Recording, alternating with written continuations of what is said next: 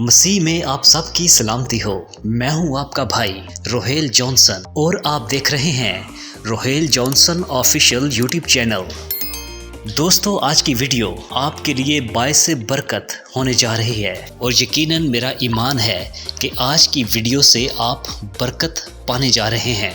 اور ہماری آج کی ویڈیو کا عنوان ہے فصل کے مالک کی فرمانبرداری۔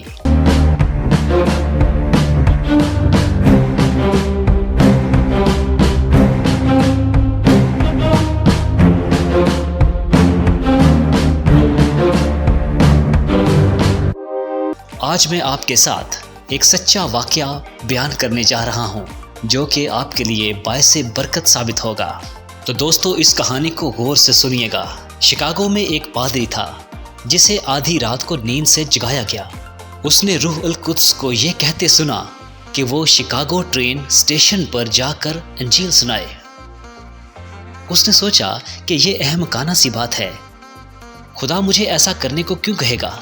سو اس نے کروٹ لی اور پھر سے سو گیا، لیکن اس نے دوبارہ سے وہی آواز سنی اور پھر تیسری بار بھی ایسا ہی ہوا۔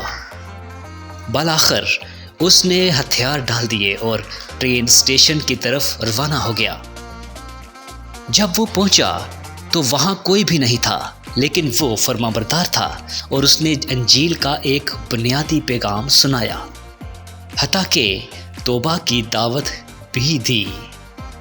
حالانکہ بظاہر ایسا معلوم ہوتا تھا کہ کوئی بھی سننے والا نہیں۔